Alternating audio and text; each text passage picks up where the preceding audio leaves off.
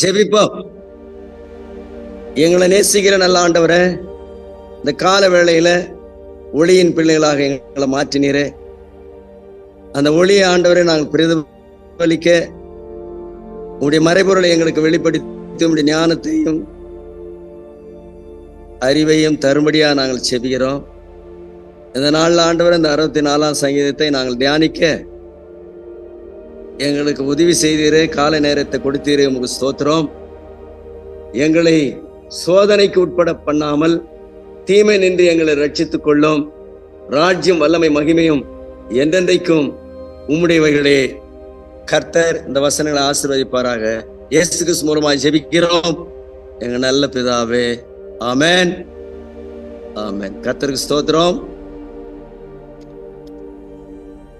தேவனுடைய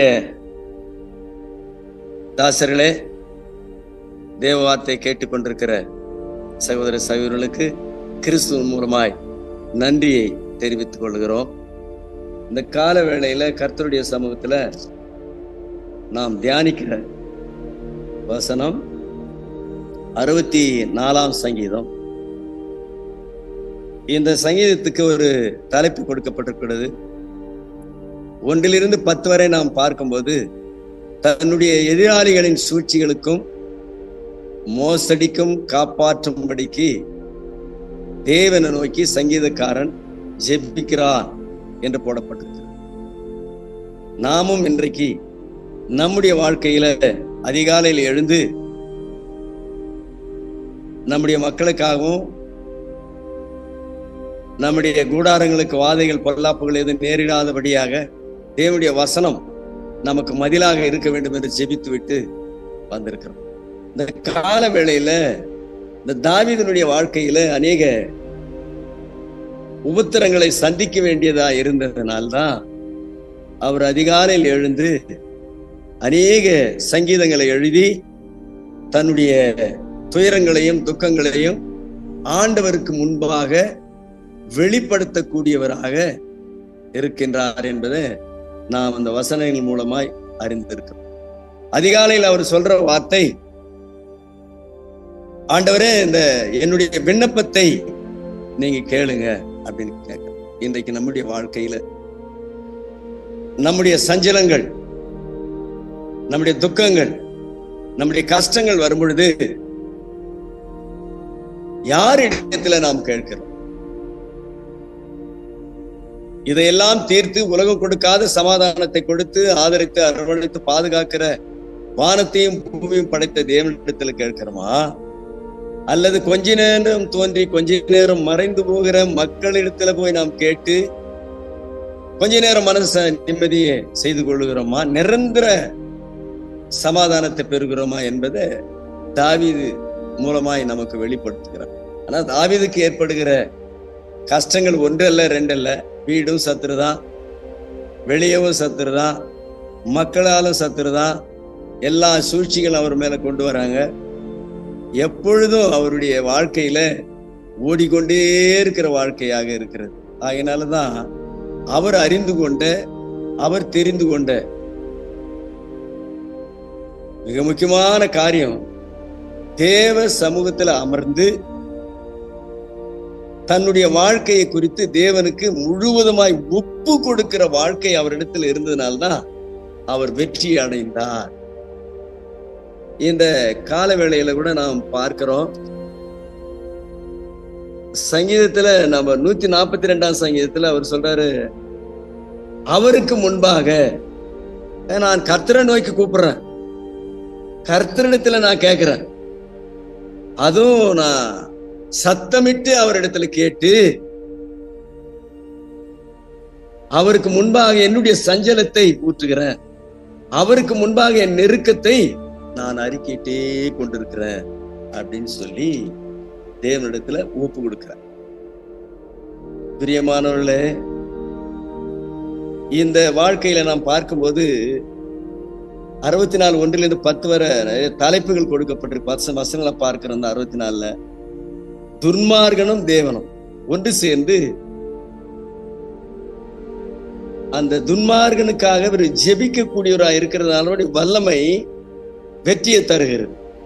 அது மாத்திரமல்ல, எதிரினுடைய சதி நின்று என்னை விலைக்கு காப்பாற்றும் என்று சொல்லி தேவனிடத்தில் கேட்கக்கூடியவராயிருக்கிறார். தேவனோடு அவர் எப்பொழுதுமே அவருக்கு முன்பாக தன்னுடைய இருதயத்தில் இருக்கிறதை மறைக்காமல் ஊற்றக்கூடியவர்களாக எப்பொழுதுமே இருக்கிறார் என்று சொல்லப்பட்டிருக்கிறது. ஆனா துன்மார்கள் எப்பொழுதுமே சில உபாயங்கள், தந்திரங்களை வைத்து இவர் மீது அநேக காரியங்களை, சூழ்ச்சிகளை செய்யும் பொழுது கூட இவர் ஓடி தேவ சமூகத்துலதான் அவர் கேட்கக்கூடிய அந்த வல்லமை பெற்றிருந்தார் என்று இங்க போடப்பட்டிருக்கிறது. அதனால தேவன் தான் எனக்கு பதிலும், அதனால எனக்கு வரக்கூடிய விளைவுகளையும் தேவன் தான் என்னை காப்பாற்றுகிறார் என்று சொல்லப்பட்டிருக்கிறது.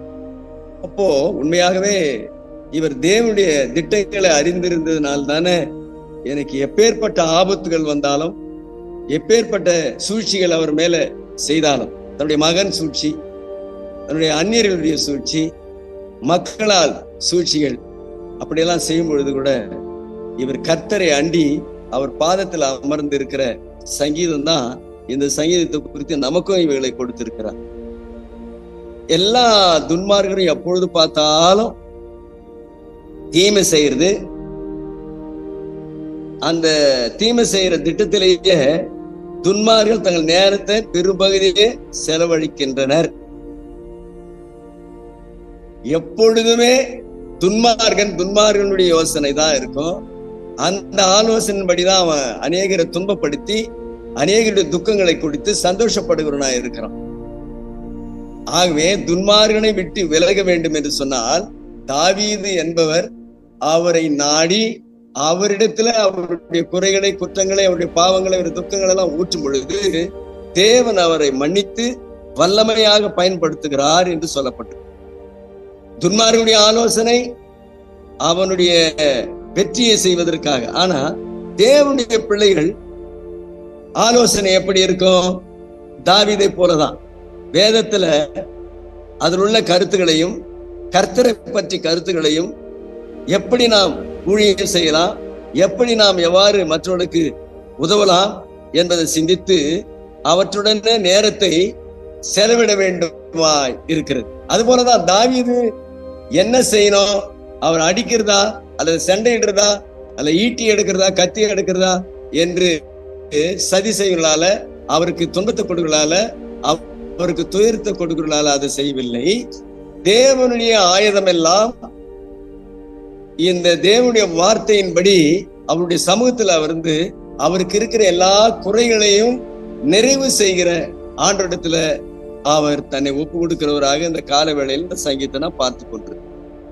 பிரியமானவர்கள, நம்முடைய நேரங்கள் எல்லாம் எதுக்காக நாம் ஒப்பிடுகிறோம்? தேவனுடைய தேவ சமூகத்தில் அநேக மக்களுக்காக துயரங்கள், துக்கங்கள், கஷ்டங்கள், கண்ணீர், தொல்லைகள் எல்லாவற்றிலும் விடுதலை கொடுக்கக்கூடியவர்களாக ஆண்டவர் இருந்தார். அதே போல நம்முடைய வாழ்க்கையில கூட நாம் அதை மற்றவர்களுக்கு உதவக்கூடியவர்களாக நம்மை தேர்ந்தெடுத்திருக்கிறார். நாம் தேவ பிள்ளைகளாய் இருக்கிறோம், தேவ ஜனங்களாய் இருக்கிறோம். தேவனுக்கு பிரியமான காரியங்களை செய்ய வேண்டும் என்று நம்முடைய மனதில் சிந்தனை இருக்கிறதா என்பதை உணர்த்துவதற்காக இந்த 64ஆம் சங்கீதத்துல தேவன் அநேக காரியங்களை செய்திருக்கிறார். நாம் சொல்லலாம் இந்த நேரத்துல இதுல 4-5வது வசனம் சொல்லுது, காண்பவன் யார்? என்னுடைய மறைவான குற்றங்களை கண்டுபிடிக்கிறவன் யார்? யாருமே என்னை கண்டுபிடிக்க முடியாது. நான் இரவில் செய்யறேன், நான் மக்கள் கண்களுக்கு மறைவாக செய்யறேன், நான் ஒளிந்து செய்யறேன் அப்படின்னு சொல்லி நம்ம என்னென்னவோ நினைச்சுக்கலாம். ஆனால் நம்மை காண்கிறவர் ஒருவர் இருக்கிறார் என்பதை நாம் உணர வேண்டும். நீ எங்கே இருந்தாலும் தேவன் நம்மை காணக்கூடியவராய் இருக்கிறார் என்று சொல்லப்படுகிறது. இதற்கு உதாரணமாக நாம் பார்க்கும்போது ஒரு யோசேப்பை நாம் பார்க்கலாம். இந்த யோசேப்பினுடைய வாழ்க்கையில ராஜா வீட்டில் இருக்கிறாரு. சகலத்தை அவரு அந்த பெண்ணை, அவருடைய மனைவியானவன் இவரை சஞ்சரிக்க வேண்டும் என்று கூப்பிடும் பொழுது அவர் யோசிக்கிற, சிந்திக்கிற, செயல்படுகிற வார்த்தையானது, எனக்கு இந்த சாப்பாட்டை தவிர ராஜா எல்லா பொறுப்பையும் என்கிட்ட ஒப்படைச்சிருக்கார்.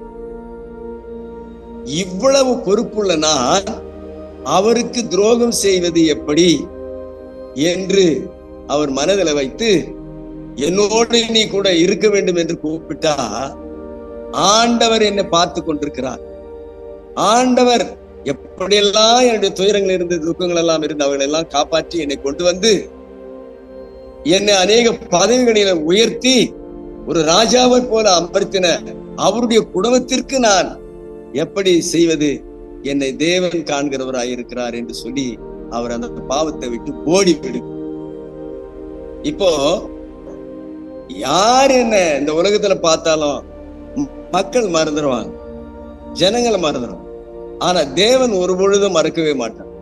அவருடைய பிள்ளைகளை என்றைக்குமே கை விடுவதும் இல்லை, கை விட்டு விலகுவதும் இல்லை என்று சொல்லி அவர் பயந்து அந்த காரியத்துல அவர் வெற்றி பெறுகிறார். யோசேப்பு ஆதியாகமம் 39:7-10 வரை நம்ம வாசித்தோம்னா இந்த வார்த்தைகளை குறித்து ரொம்ப தெளிவாக சொல்லப்பட்டிருக்கிறது. இந்த 7ஆம் வசனத்துல ஆனாலும் எவ்வளவு சதித்திட்டங்களை போட்டாலும் தேவனால எல்லாவற்றையும் செய்ய முடியும். உடனடியாக செய்ய வேண்டும் என்று சிலர் கேட்கிறாங்க. இறங்கி வா, நீ போ, சிலுவையில் இருந்து காப்பாத்தி அப்படின்னு சொல்ற. அவர் மந்திரவாதியா அல்லது வேற ஏதாவது தீவிரவாதியா?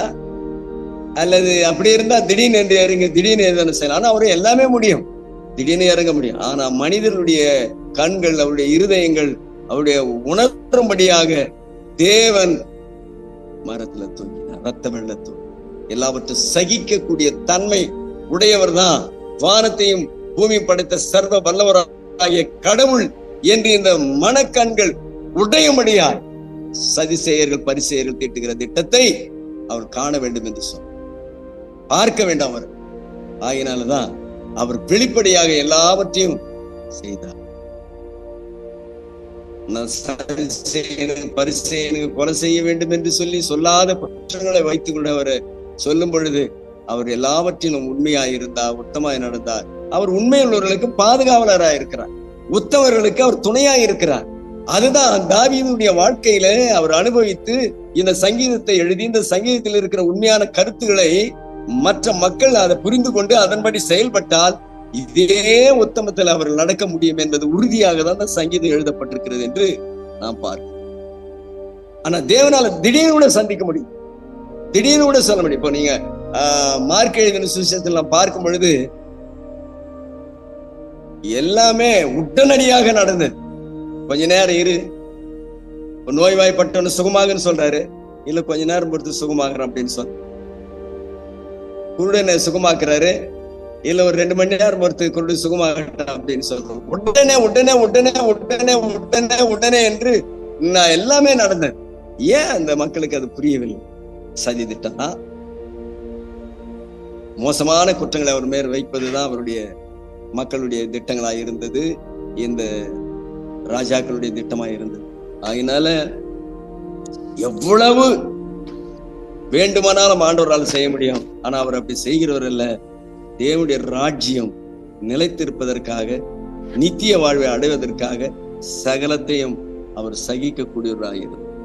இந்த 8-9 பார்க்கும்போது துன்மார்கன் தண்டனை பெறும்போது மக்கள் பயப்படுவார்கள். அப்போ அவருடைய செயலை உணர்ந்து கொள்வார்கள். அதெல்லாம் நாம பார்க்க வேண்டியதா இருக்கிறது. இப்போ துன்மார்களுடைய ஆலோசனைகள், பாவிகளுடைய வழிகள், பரியாசக்காரனுடைய இடங்கள் எல்லாம் பரிசுத்தமாகணும்னா தேவனை அவர்கள் பார்க்கக்கூடியவர்களாக அந்த அந்த மேல அவர்களுக்கு அந்த தண்டனை வரும். அந்த தண்டனையை கூட நாம் பார்க்க வேண்டும் என்று தேவன் விரும்புகிறார். அப்படியானா சில காரியங்களை நாம் தேவனுக்காக செய்ய வேண்டும்.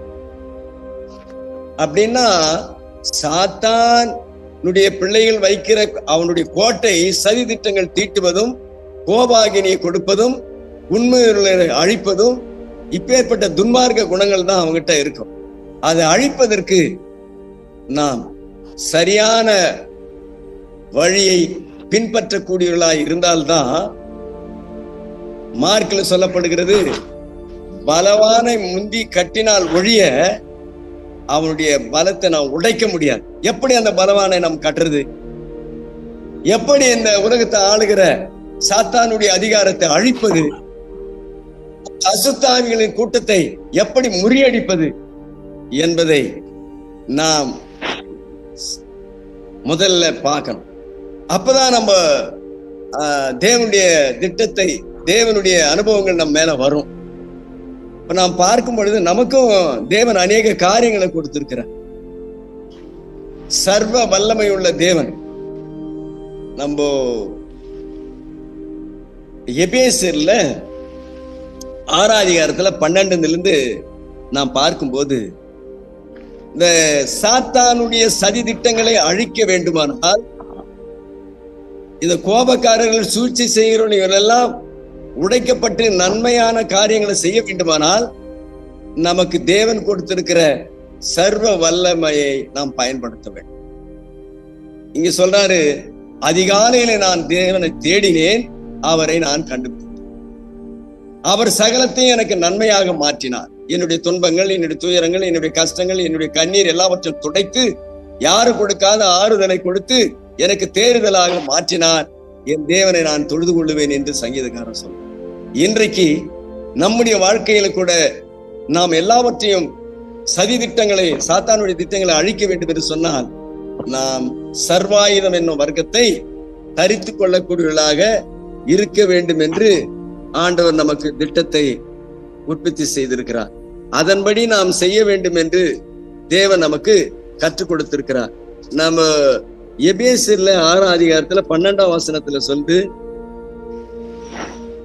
ஏனெனில் மாம்சத்தோடும் இரத்தத்தோடும் அல்ல, துரைத்தனங்களோடும் அதிகாரங்களோடும் இப்பிரபஞ்சத்தின் அந்தகார லோகாதிபதிகளோடும் வானமண்டலத்தில் உள்ள பொல்லாத ஆவிகள் சேனைகளோடு நமக்கு போராட்டம் உண்டு. இந்த போராட்டத்தை ஜெயிக்க வேண்டும் என்றால் தாவீது எடுத்த காரியம் என்ன, ஆயுதம் என்ன? ஆகினால அவருடைய திட்டங்களை அறிவதற்கு இந்த 64ஆம் சங்கீதம் அவருக்காக ஜெபிக்கிறவராய் இருக்கிறார். ஆயுதங்களை எடுத்துக்கொண்டு போய் சண்டையிடவில்லை, போரிடவில்லை. ஆனால் நம்முடைய போராயுத வர்க்கம் தேவ வசனம். இந்த தேவ வசனத்தை கொண்டுதான் நாம் ஜெயிக்க முடியும். ஆகினால எல்லாரிடத்திலும் நமக்கு போராட்டம் இருக்கிறது. நாம் செய்ய வேண்டிய காரியம் என்ன என்று நமக்கு சொல்றார். ஆகினால தீங்கு நாள்ல அவைகளை நீங்கள் எதிர்க்கணும், சகலத்தையும் செய்து முடித்தவர்களாய் நிற்கவும் திராணி உள்ளவர்களாகும்படிக்கு தேவனுடைய சர்வாயுத வர்க்கத்தை எடுத்துக்கொள்ளுங்கள். அப்போ வேத வசனத்தை, சத்தியத்தை அறிந்து கொள்ளணும். சத்தியம் அநேக காரியங்கள் நமக்கு விடுதலை கொடுக்கும் என்பதை தாவீது அறிந்திருந்தார். நம்முடைய வாழ்க்கையில கூட அதை நாம் பயன்படுத்தக்கூடியவர்களாக இருக்க வேண்டும். நாம் செயலில செய்யக்கூடியவர்களாக இருக்க வேண்டும். வாயளவுல, கையளவுல அல்ல, இருதயத்தின் அளவில் உணர்ந்து அந்த காரியங்களை செய்யும் பொழுது நம்மையும் தாவீதை போல வெற்றியின் பாதையில நடத்த தேவன் வல்லவராய் இருக்கிறார் என்பதை நாம் இங்கே பார்க்கிறோம். அப்போ சகலத்தையும் எதிர்க்கணும்னா, சகல துன்பங்கள், துக்கங்கள், துயரங்கள், கஷ்டங்கள், நம்ம மீது வருகிற துரோகங்கள் எல்லாவற்றையும் நாம் விடுதலை ஆகணும்னா, நாம் சகலத்தையும் செய்து முடித்தவர்களாய் திராணி உள்ளவர்களாகும்படிக்கு தேவனுடைய சர்வாயுத வர்க்கத்தை எடுத்துக்கொள்ள வேண்டும் என்று சொல்றார். அப்போ சத்தியத்தை நாம் அணிந்து கொள்ளணும், நாம் அதை கட்டி கொள்ளணும். நீதி என்னும் மார்க்கவசத்தை நாம் அணிந்து கொள்ளணும். சமாதானத்தின் சுவிசேஷத்திற்கு ஆயத்தம் என்னும் சர்வ பாதரட்சைகளை நாம் கால்களில் தொடுத்தவர்களாய் இருக்கணும். அப்பதான் பொல்லாங்கு எழுகிற அக்னிகளை எல்லாம் அவித்து போடத்தக்கதாய் எல்லாவற்றிலும் மேலாக விசுவாசம் என்னும் கேடத்துல நாம் நிற்கக்கூடியவர்களாய் இருக்க வேண்டும் என்று தேவன் நமக்கு கொடுத்திருக்கிறார். அததான் நான் சொல்லியிருக்கிறேன். இந்த சாத்தான் மீதும் அசுத்தாவின் மீதும் வல்லமையை, அந்த வல்லமையை ஒழிக்க வேண்டும் என்றால் தேவனுடைய சர்வாயுதம் என்னும் வல்லமையை நாம் தரித்து கொள்ள வேண்டும் என்று சொல்லப்பட்டது. இன்றைக்கு நாம் எல்லாரும் தாவீதை குறித்து பேசிக் கொண்டிருக்கிறோம். தாவீது அவருடைய வாழ்க்கையில வரும் என்ன துன்பங்கள் வரும் பொழுது, துக்கங்கள் வரும் பொழுது, கஷ்டங்கள் வரும் பொழுதெல்லாம் மனிதரிடத்திலேயோ மக்களிடத்திலேயோ அல்லது சொந்த குடும்பங்களிடத்திலேயோ ஓடவில்லை. ஆனா ஆண்டவரை தேடி ஓடினார், ஆண்டவரிடத்துல ஒப்பு கொடுத்தார், ஆண்டவரோடு நிற்க கற்றுக்கொண்டார். இப்பேற்பட்ட ஆயுதங்களை தரித்து கொண்டு அவர் ஜெபித்ததுனாலதான் தேவன் அவரை எல்லா தீங்குக்கும் விலக்கி காத்து ராஜாவாக மாற்றினார்.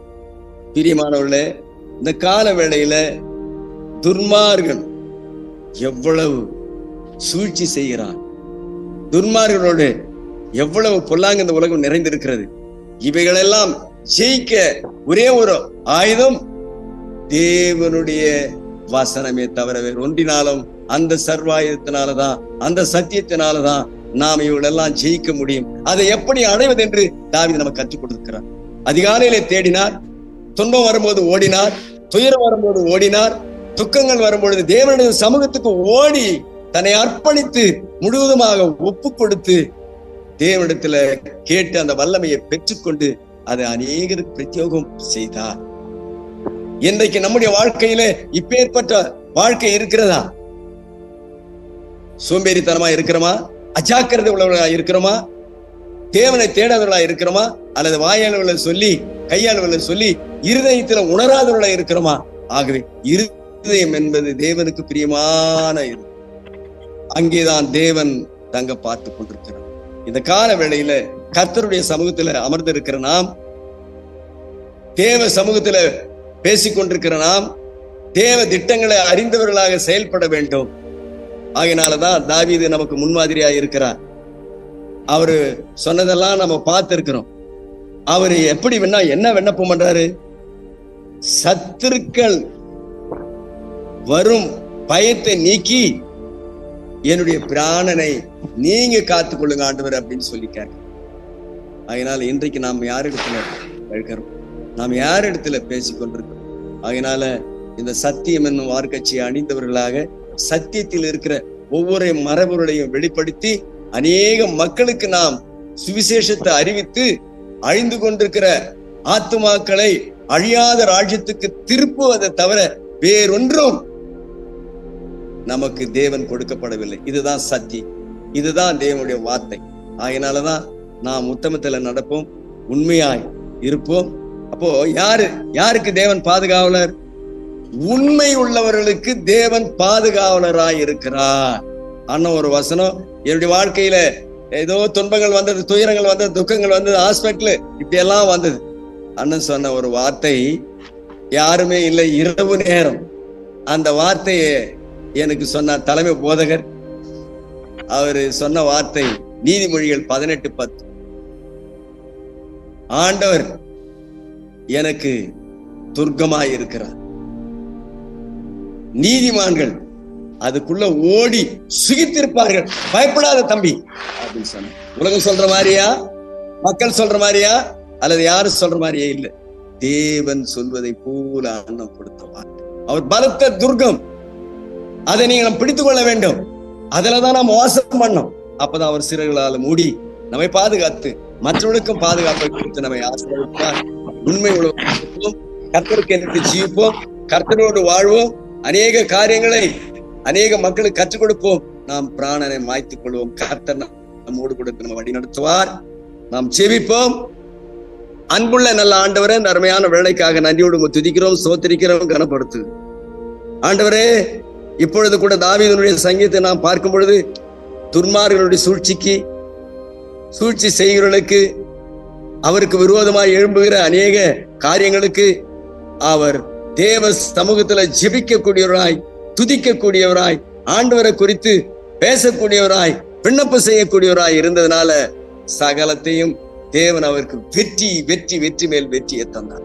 இன்றைக்கும் இந்த நாள்ல நாம் செய்த இந்த விண்ணப்பத்தை தேவன் கேட்டு நமக்கு வெற்றி கொடுத்து நம்மையும் அநேகருக்கு முன்பாக சாட்சியாக வைத்து ஆண்டவரே அநேக மக்களுக்கு அழிவில் இருந்து விடுதலை கொடுக்கக்கூடிய அந்த ஸ்தானத்தை எங்களுக்கு கொடுத்திருக்கிறதுனால நாங்கள் விழித்திருந்து விசுவாசத்தோடு ஜெபித்து அநேக மக்களுக்கு உதவியா இருப்போம் என்று நாம் ஜெபிக்கிறோம். அதே போல அண்ணன் செய்கிற ஊழியங்களை ஆசீர்வதிங்க. இன்னும் ஆண்டவர் அநேகர் செய்கிற ஊழியங்களை ஆசீர்வதிங்க. இன்னும் ஆண்டவருடைய ராஜ்யத்துக்கான சுவிசேஷத்தை அறிவிக்கத்தக்கதான பலத்தை எங்களுக்கு தரும்படியாய் ஒவ்வொரு நாளும் உமக்கென்றே நாங்கள் ஓடிக்கொண்டிருக்க வேண்டும் ஆண்டவரே. எங்களுடைய ஆவி, ஆத்மா, சரீரம் உமக்கு சொந்தமா இருக்கட்டும். பாதுகாத்துக் கொள்ளுங்க, தேவையான சந்திங்க. நாங்கள் கேட்டது குறைவு நிறைவான தாங்க. இயேசு நாமத்துல ஜெபம் கேட்கிறேங்க நல்ல பிதாவே, ஆமென்.